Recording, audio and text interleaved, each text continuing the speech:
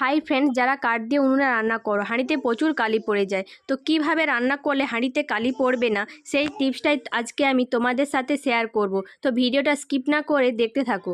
তো প্রথমে আমি একটি পরিষ্কার হাঁড়ি নিয়ে নিয়েছি। দেখতে পাচ্ছ সাইডে আমার কোনো কালি নেই, পেছনের দিকটা হালকা একটু কালি আছে। এটা পুরনো দিনের হাঁড়ি, তো তখন টিপসটা জানতাম না, তাই জন্য পুরনো দিনের কালিটা রয়ে গেছে। কিন্তু যতটা কালি আমার আছে ততটাই থাকবে, এর থেকে বেশি আমার কোনো কালি পড়বে না। তো বন্ধুরা, প্রথমে আমি 1 চামচ তেল হাঁড়ির পেছনে দিয়ে পুরোটা ভালো করে মাখিয়ে নেব।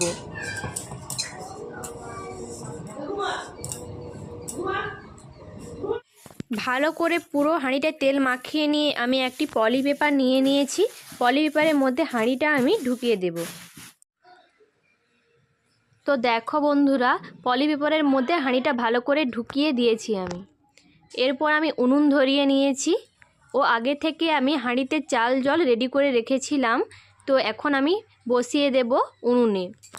ভাতটা আমি এখন রান্না করে নেব। তো দেখো বন্ধুরা, আগুন জ্বলছে কিন্তু কোনোরকমভাবে পলি পেপারটা পুড়ছে না। তো বন্ধুরা, ভাত রান্না আমার কমপ্লিট হয়ে গেছে। আমি ফ্যানটা গড়িয়ে নিয়েছি। দেখো পলি পেপারটা যেমন ছিল তেমনই কিন্তু আছে, কোনোরকমভাবে পুড়ে যায়নি।